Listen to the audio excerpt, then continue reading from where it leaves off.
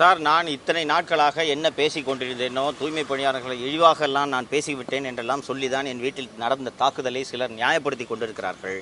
1500 துப்புரவு தொழிலாளர்கள், நேற்று நானும் அவர்களிடம் பேசினேன், 1500 துப்புரவு தொழிலாளர்கள் 20 ஆண்டுகளுக்கு மேல் தற்காலிக பணியாளர்களாக இருக்கிறார்கள். 6000 8000 சம்பளத்துக்கு வேலை செஞ்சுட்டு இருந்தவர்களுக்கு இப்போதுதான் ஒரு 3 ஆண்டுகளாக 20,000 அவர்களது ஊதியம் உயர்த்தப்பட்டிருக்கிறது. நான் என்னுடைய நிகழ்ச்சியில் பேசியது, உங்களிடமே 1500 தற்காலிக துப்புரவு பணியாளர்கள் இருக்கும்போது அவர்களுக்கு நீங்கள் இந்த வாகனங்களை ஏன் வாங்கி தரவில்லை என்று தான் நான் கேள்வி எழுப்பினேன்.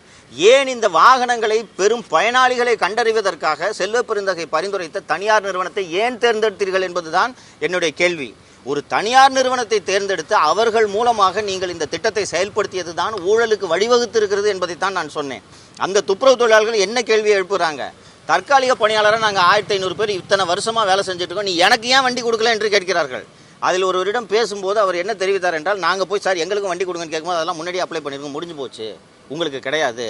அவர்கள் இன்னும் சாக்கடையில் இறங்கி அவர்கள் சுத்தம் செய்து கொண்டிருக்கிறார்கள். அவர்களுக்கு கொடுக்காம சென்னை உயர்நீதிமன்றத்தில் வழக்கறிஞராக இருக்கிறவர்களுக்கெல்லாம் நீங்கள் வாகனங்களுக்கு கொடுத்தால் இது ஊழல் அல்லாமல் வேறு என்ன என்பதை நான் தொடர்ந்து பேசிக் கொண்டிருந்தேன். நேற்று துப்புரவு தொழிலாளர்கள் நடத்திய போராட்டத்தில் பேசியவர்கள் நான் சொன்ன குற்றச்சாட்டுகளை உறுதிப்படுத்தி இருக்கிறார்கள் என்பதை நீங்களே பார்க்க முடியும்.